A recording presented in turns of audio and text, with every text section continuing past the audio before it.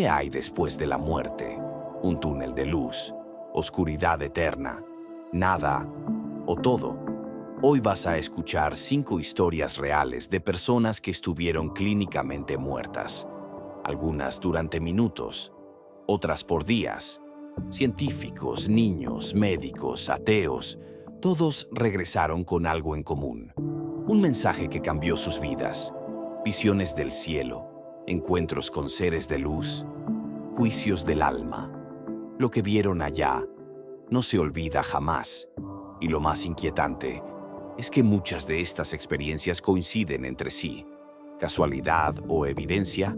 Quédate hasta el final, porque la última historia puede cambiar la forma en que ves la vida y la muerte.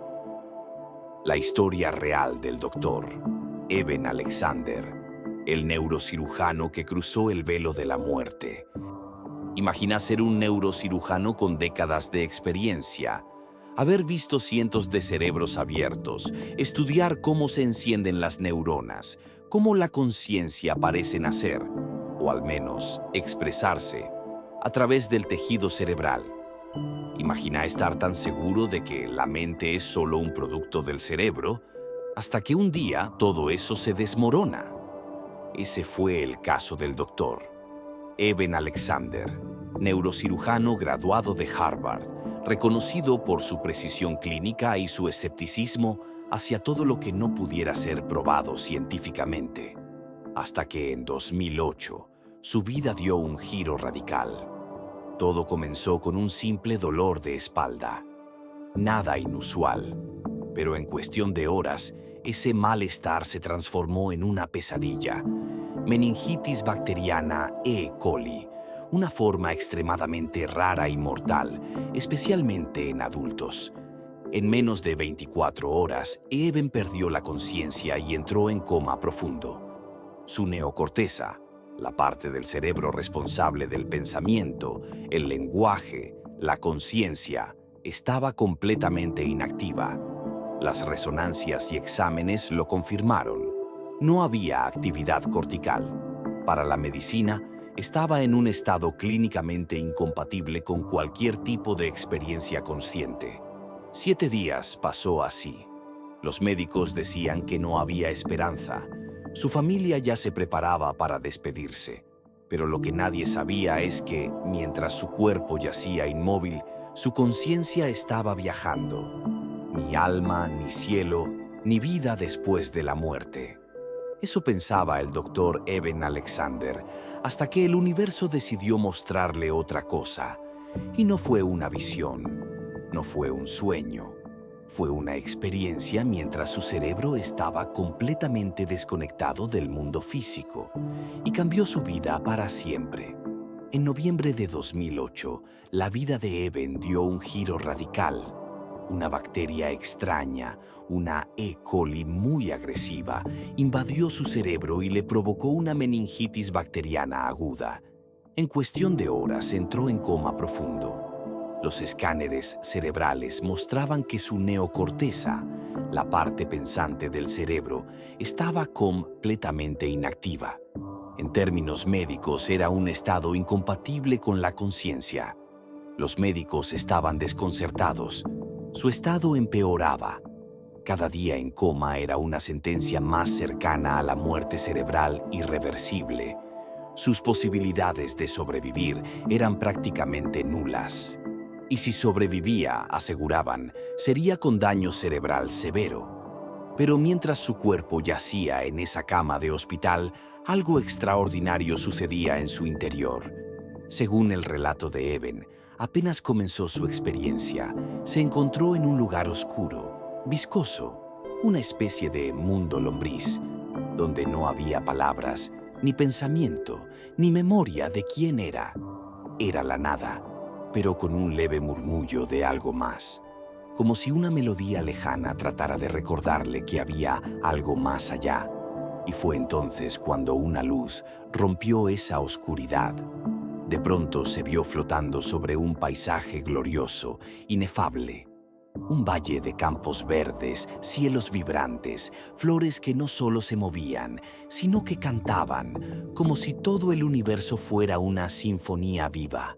Seres de luz lo rodeaban, sin forma fija, pero con una presencia que transmitía paz absoluta y amor incondicional. Estaban hechos de compasión pura, y allí, en medio de ese reino que no parecía tener principio ni fin, una figura lo acompañaba especialmente. Una mujer con ojos intensos, brillantes, que le sonreía sin palabras, pero le transmitía un mensaje directo al alma. Tú eres amado. Siempre has sido amado. No tienes nada que temer. Él no la conocía, pero sentía que la conocía más profundamente que a cualquier otra persona. Juntos, volaron sobre alas de mariposa por paisajes imposibles. Montañas flotantes, ríos de luz líquida, geometrías celestiales que se expandían en todas las direcciones. Y una música indescriptible. No era algo que se escuchaba con los oídos. Era una melodía que se sentía, que creaba mundos a su paso. Cada nota era una creación, una expresión del amor primordial que sostenía todo. Eben cuenta que se encontró en un lugar oscuro, fangoso. Era un estado primitivo, como si su conciencia estuviera atrapada en un mundo bacteriano, sin lenguaje, sin memoria, sin identidad. Pero de pronto, algo cambió. Una luz irrumpió en la oscuridad, y con ella, una melodía celestial. Lo siguiente que recuerda es volar sobre paisajes impresionantes, valles verdes, cielos dorados, campos infinitos llenos de mariposas de todos los colores. Sintió una presencia femenina, amorosa, que lo acompañaba. Era hermosa, y aunque no usaba palabras, él entendía todo lo que le decía. No tienes nada que temer, eres profundamente amado para siempre. Nada de lo que hagas puede estar mal. En ese estado, cuenta, el amor era tan intenso y real que cualquier emoción humana parecía una sombra comparada con eso. El tiempo no existía, no había miedo, solo una conexión con algo inmenso y divino. Eben describió ese plano como el núcleo, un espacio donde habitaban seres de luz que emanaban sabiduría, compasión y una vibración musical que lo envolvía todo. No era un sueño, era más real que la vida misma. En ese lugar no había tiempo como lo conocemos. No había pasado ni futuro, ni preguntas ni ansiedad. Solo presencia, solo ser. Eben dice que conoció un tipo de existencia más real que esta. Una lucidez que hacía que nuestra vida cotidiana pareciera un sueño. Y lo más impactante, no sentía su identidad como Eben Alexander. No tenía nombre, ni profesión, ni historia, pero era una chispa divina, una conciencia unida al todo. En ese estado recibió conocimiento, no con palabras, sino como si el universo se le revelara desde dentro. Entendió que el amor es la sustancia del cosmos, que la conciencia no muere, que la vida tiene propósito, aunque no podamos verlo desde esta dimensión. En el séptimo día, contra todo pronóstico médico, Eben despertó. Sin explicación posible, su cerebro empezó a mostrar señales de actividad. Y no solo sobrevivió, se recuperó completamente, algo que aún hoy se considera un milagro médico. Su neocorteza, totalmente comprometida, volvió a funcionar, y con una claridad asombrosa. Y lo más desconcertante fue cuando, tiempo después, al mirar una foto familiar que nunca había visto antes, reconoció a la mujer que lo acompañó en ese viaje. Era su hermana biológica, a quien nunca había conocido en vida, fallecida años antes. Una hermana de sangre, adoptada por otra familia. Una mujer de la que no tenía memoria, pero que fue su guía en el más allá. Su experiencia lo transformó por completo. Ya no era el mismo neurocirujano escéptico de antes. Ahora sabía, con certeza vivencial, que la conciencia no depende del cerebro, que hay otra realidad más allá de este mundo físico, que la muerte no es el final, sino un regreso a casa. publicó un libro que se convirtió en bestseller mundial, La prueba del cielo, donde narra todo en detalle. El título causó polémica, sobre todo en la comunidad científica. Muchos lo criticaron, lo acusaron de delirio, de inventar cosas por dinero o de querer encajar su experiencia dentro de una visión religiosa. Pero Eben respondió siempre con la misma calma. Yo no creía en estas cosas y no las estaba buscando, pero las viví. Y si me hubiera pasado a mí como escéptico, entonces le puede pasar a cualquiera. Desde entonces, Eben Alexander cambió completamente su visión del mundo. Ya no niega la espiritualidad, sino que la abraza como parte esencial de la realidad.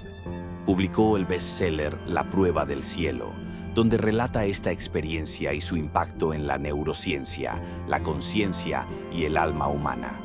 Ahora viaja por el mundo, no como un médico escéptico, sino como un testigo viviente de que la muerte no es el final, que hay algo más allá de este plano, más real, más vasto, más amoroso de lo que podemos imaginar. Y si es cierto, no importa tu religión, tu filosofía o tu visión del mundo, esta historia nos invita a hacernos una pregunta. ¿Y si no somos solo un cerebro? ¿Y si lo que somos realmente es eterno? ¿Y si detrás del dolor, del caos y de la incertidumbre hay un amor que sostiene todo? ¿Qué pasaría si la muerte no fuera el final, sino un umbral? ¿Qué pasaría si nuestra conciencia no está encerrada en el cerebro, sino que solo lo usa como una radio para transmitir lo eterno? Como dijo Eben al regresar, ahora sé con cada fibra de mi ser que la muerte no es el final, es solo una transición hacia casa, porque si un neurocirujano de Harvard, con décadas de ciencia encima, puede abrir su corazón a lo espiritual, quizás el cielo esté mucho más cerca de lo que creemos y solo necesitamos recordar. El niño que dijo haber estado en el cielo. Imagínate esto, un niño de apenas 4 años, una vida apenas comenzando. Risas, juegos, días de escuela dominical y el amor de una familia. Nada parece fuera de lo común, hasta que la tragedia golpea con fuerza inesperada. Esta es la historia real de Colton Borpo, un niño de Nebraska, Estados Unidos, que vivió una experiencia tan misteriosa y trascendente que hoy sigue generando preguntas, fe y debate. Era el año 2003. Colton vivía con sus padres, Todd y Sonia, y su hermanita, una familia común de valores cristianos. Todd era pastor de una pequeña iglesia metodista y como cualquier pastor, hablaba del cielo, del amor de Dios, de Jesús. Pero todo eso parecía muy lejos de la cotidianidad. Hasta ese día, Colton comenzó a quejarse de un dolor abdominal muy fuerte. Al principio pensaron que era una gripe estomacal, pero las horas pasaban y el dolor no cedía. Empeoraba. La fiebre subía, hasta que finalmente lo llevaron de urgencia al hospital. El diagnóstico fue devastador: apendicitis aguda y ya perforada. Una situación crítica. Colton estaba en grave peligro. Infección generalizada. Comenzó la carrera contra el tiempo. Lo llevaron al quirófano. Mientras los médicos luchaban por su vida, sus padres oraban con desesperación. Pero algo más estaba ocurriendo. Colton sobrevivió, contra todo pronóstico. Los médicos lo declararon fuera de peligro. Lo que nadie esperaba era lo que vendría después. Apenas comenzó a recuperarse Colton de forma natural, sin dramatismo, comenzó a decir cosas que desconcertaron a sus padres. Un día, mientras estaban en el auto, soltó con tranquilidad: «Papá, yo estuve en el cielo». Todd pensó que era una expresión figurada, tal vez algo que escuchó en la iglesia, pero lo que vino después fue imposible de explicar. Colton describió el cielo con detalles sorprendentes. Habló de campos de flores, de colores que no existen en la tierra, de una paz indescriptible y, sobre todo, de una persona central. Jesús. Vi a Jesús, papá. Tiene marcas en las manos y en los pies, pero lo más impactante estaba por venir. Un día, Colton miró a su mamá y le dijo: «Mami, yo tengo otra hermana». Sonja lo miró confundida. Le respondió: «No, hijo, solo tenés a tu hermana Cassie». «No, la otra. Ella está en el cielo. Dice que murió en tu pancita». Silencio absoluto. Colton nunca había sido contado acerca del aborto espontáneo que Sonja sufrió antes de que él naciera. Nunca. Era un tema doloroso, del que los padres no hablaban, y no había forma posible de que él lo supiera. Sin embargo, describió con claridad a una niña que lo abrazó en el cielo y le dijo que era su hermana, que Dios la estaba cuidando y que no tenía nombre, porque sus padres nunca llegaron a ponérselo. Ese momento quebró algo en la familia. Fue una mezcla de consuelo, dolor y certeza espiritual. Otra vez, mientras miraban álbumes de fotos antiguas, Colton señaló una imagen. «Ese es él», exclamó. «Él me abrazó en el cielo. Es Pop». Todd quedó helado. La foto era de su abuelo, fallecido muchos años antes de que Colton naciera. Pero lo sorprendente es que era una foto de juventud, cuando el abuelo tenía unos 30 años. Nunca le habían mostrado esa imagen a Colton. Nunca le habían hablado en profundidad de ese abuelo y, sin embargo, lo reconoció con absoluta certeza. El bisabuelo, según Colton, estaba allí, joven y feliz. «Nadie es viejo en el cielo», dijo el niño. Con el tiempo, los padres de Colton decidieron contar esta historia en un libro. Lo titularon «Heaven is for real», El cielo es real, y fue un éxito de ventas. Luego se convirtió en una película de Hollywood en 2014, generando miles de testimonios y también críticas. Muchos cristianos lo vieron como una confirmación emocional de la fe. Otros lo tomaron con cautela, recordando que la Biblia también advierte sobre visiones y pruebas espirituales. Pero lo cierto es que la historia no fue contada para probar doctrinas, sino como el testimonio genuino de un niño que no tenía motivo para mentir, ni lenguaje para inventar. Colton no trajo un mensaje teológico complejo. No habló de castigos ni de revelaciones secretas. Solo compartió lo que vio: un cielo lleno de luz, personas amadas y la presencia poderosa de Jesús, con ojos llenos de amor. ¿Qué hacemos con historias así? Podemos descartarlas como fantasía, o podemos abrir el corazón y escuchar con humildad. Jesús dijo: «Dejad que los niños vengan a mí, porque de ellos es el reino de los cielos». Mateo 19:14.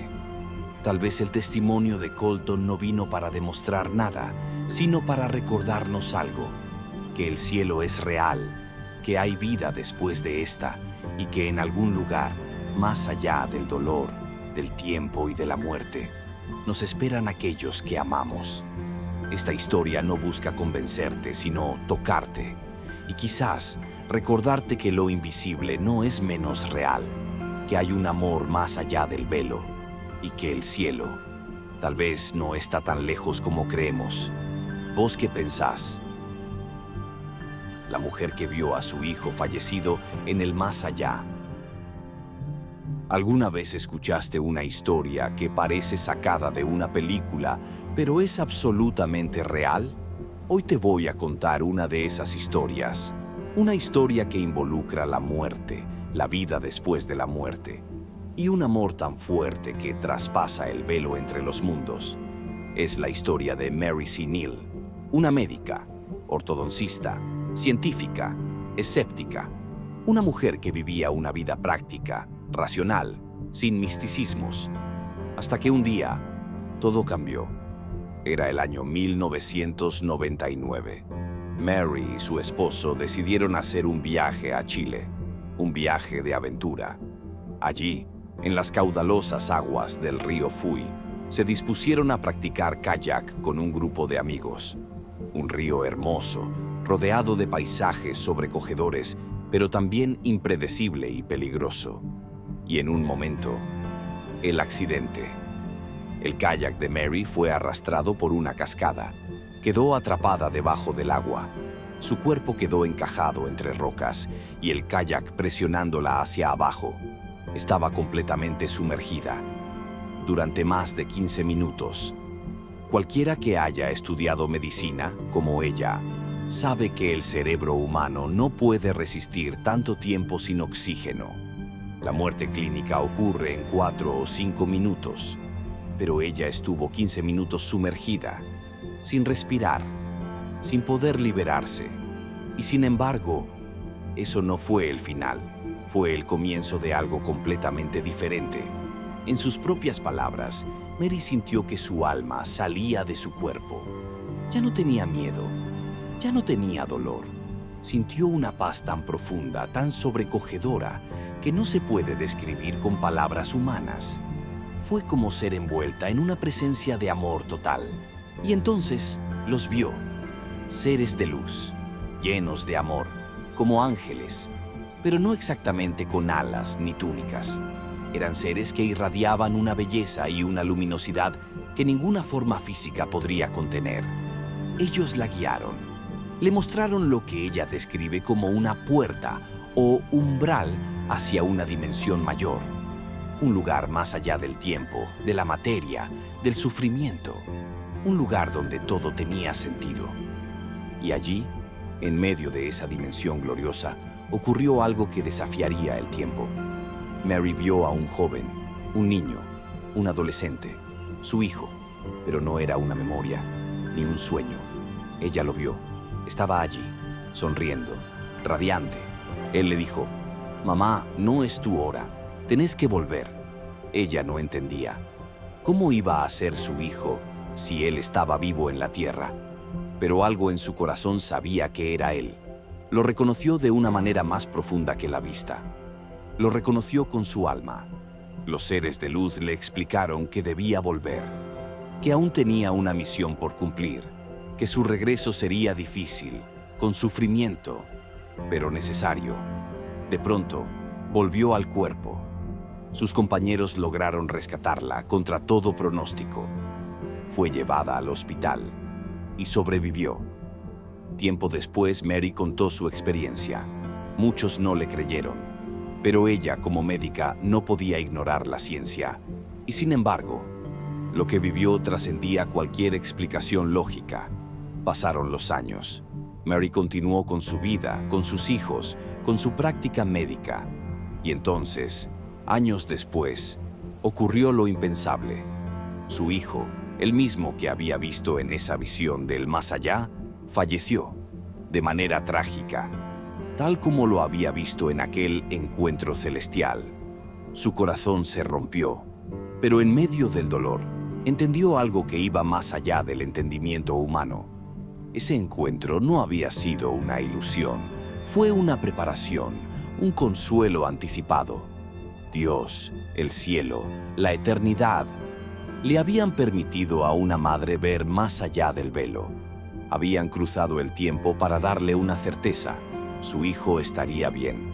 Hoy Mary comparte su historia no como una fantasía, sino como un testimonio de vida después de la vida, como una prueba de que el amor verdadero, el amor de una madre, no termina con la muerte, y que hay algo más allá, algo real, algo eterno.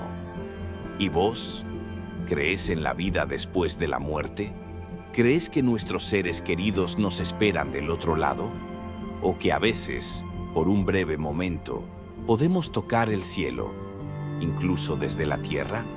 Esta historia fue contada por la propia Mary C. Neal en su libro De Regreso del Cielo. Pero más allá de los libros, lo importante es el mensaje que deja. La muerte no es el final, y el amor verdadero, nunca muere. Morí y regresé, sin cáncer. El increíble viaje de Anita Moorjani al otro lado. Imagina estar en la etapa final de una enfermedad terminal. Tu cuerpo ya no responde. Tu piel se tiñe de un amarillo apagado. Estás conectada a máquinas. Tus órganos empiezan a colapsar uno a uno. Tu familia está allí, esperando lo inevitable. Y, de pronto, lo inevitable se interrumpe por un milagro.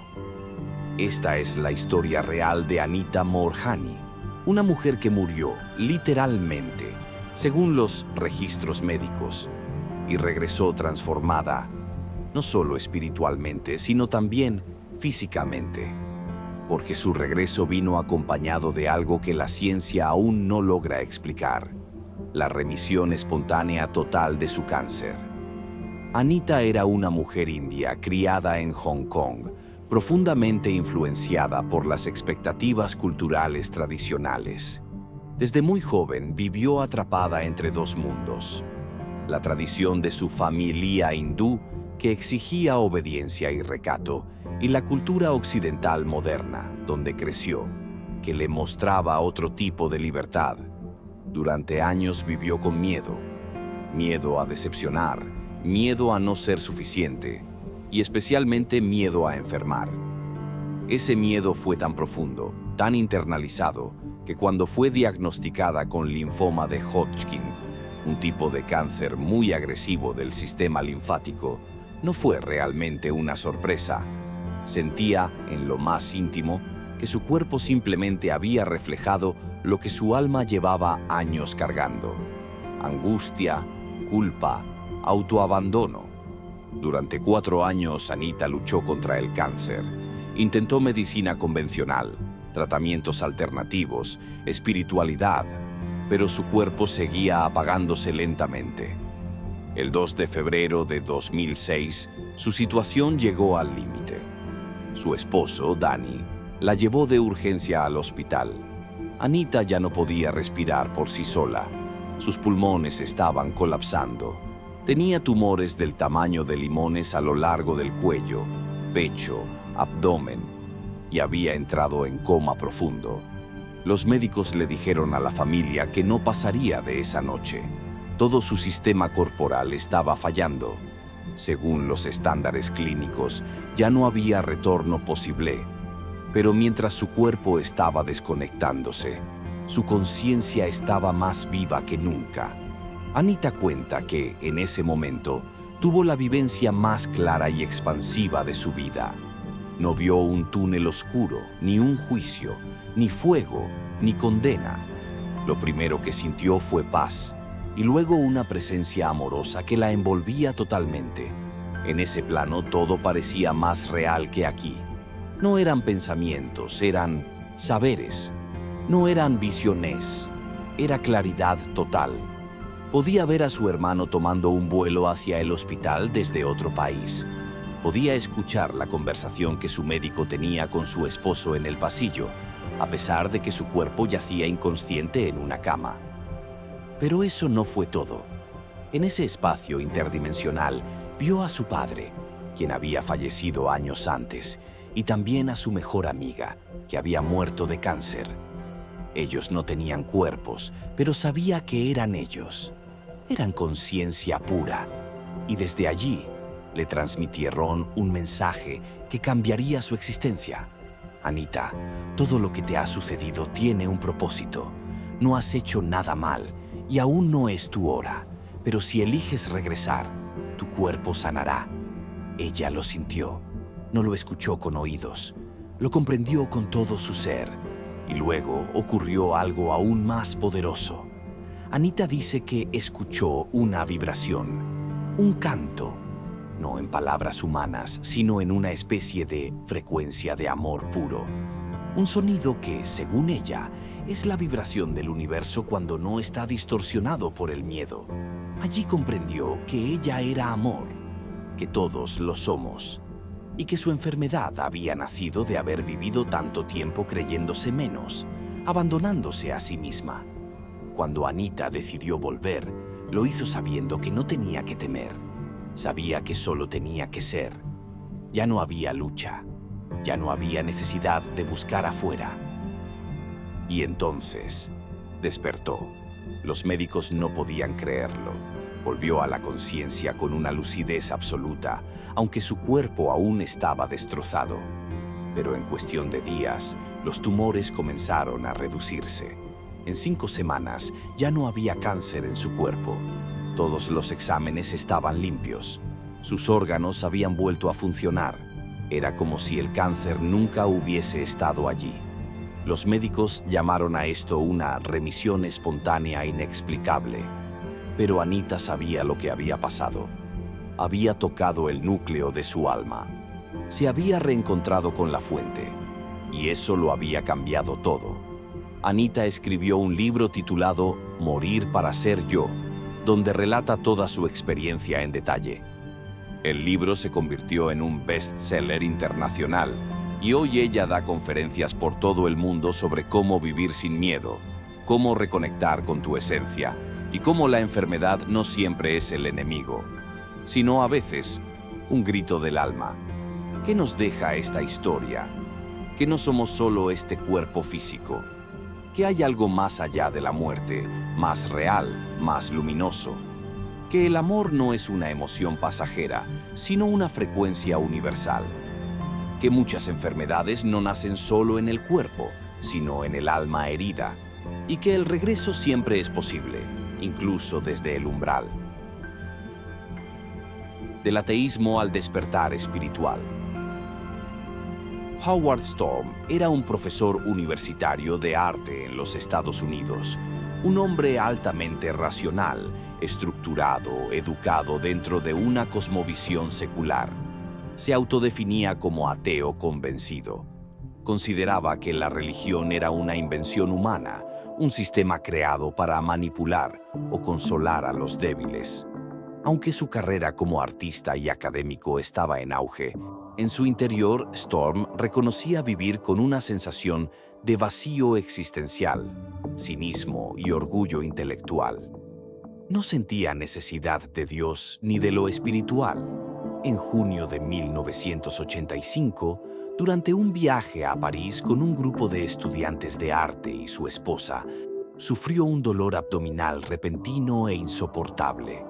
Fue diagnosticado con una perforación en el estómago causada por una úlcera duodenal, una condición gravísima.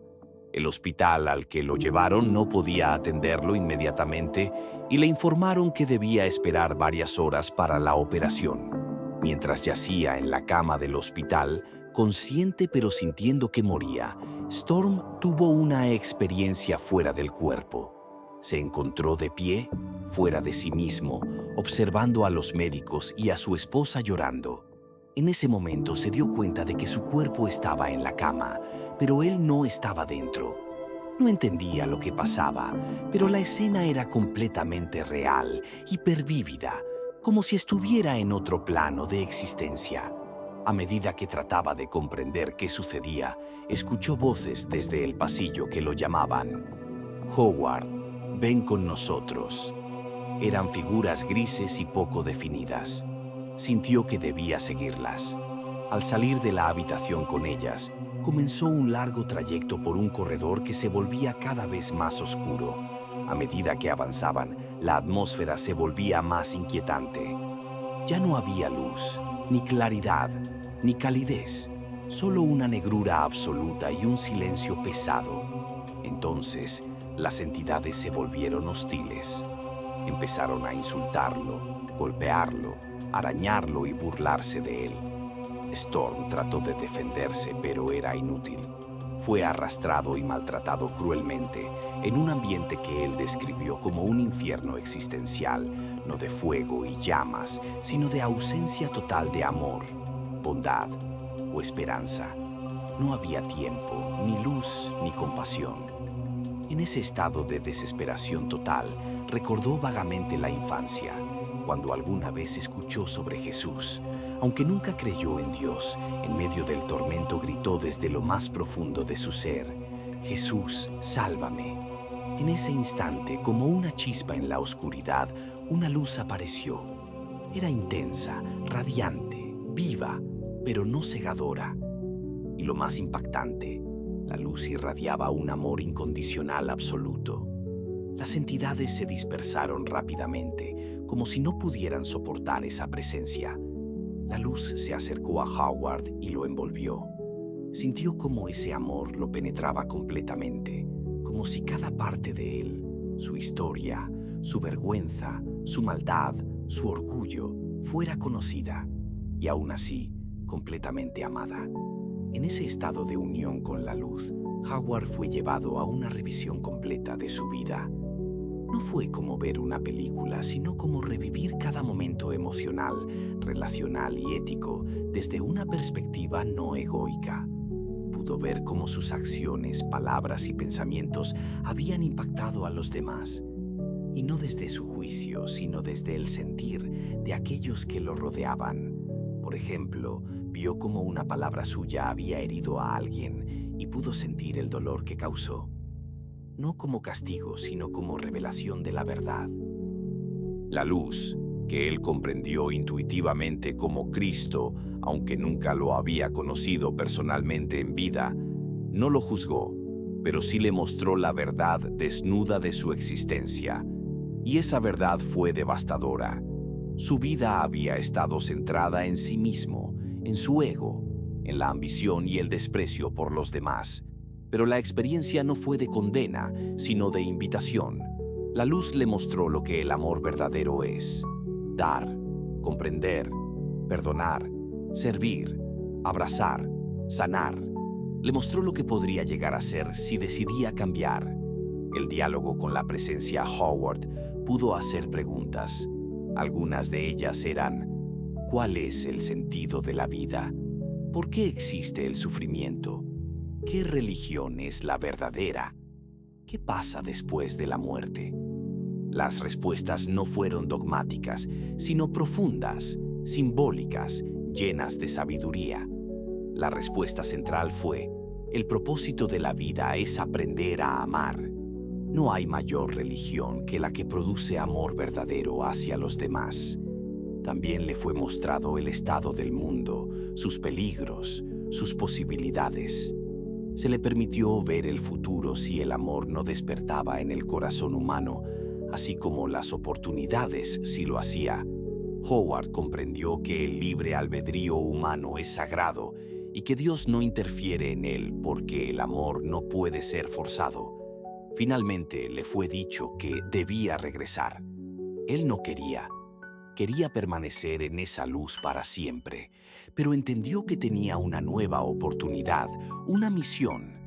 Volvió a su cuerpo con un grito de dolor, justo antes de ser operado de emergencia. Después de su recuperación, Howard Storm ya no era el mismo. Su ateísmo desapareció por completo. Renunció a su carrera artística y académica tal como la había vivido. Comenzó a estudiar teología, a ayudar a los demás, y finalmente se convirtió en pastor cristiano. Pasó el resto de su vida relatando su experiencia, ayudando a personas en crisis y testimoniando sobre la luz que lo rescató del infierno. La historia de Howard Storm es poderosa, no solo por los detalles de su SM, sino por el arco de transformación que representa. Del escepticismo total a una entrega radical al amor.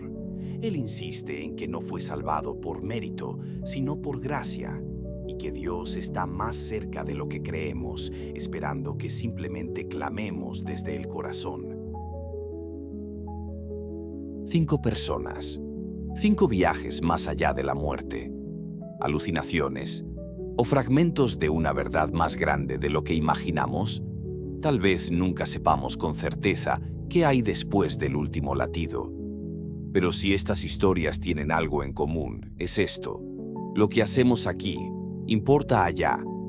Si alguna de estas vivencias te tocó el alma, deja tu like, suscríbete y compartilo con alguien que necesite esperanza. Y ahora contame vos, ¿qué crees que hay del otro lado? Te leo en los comentarios. Gracias por ver. Y recordá, lo invisible no es menos real, solo más difícil de explicar.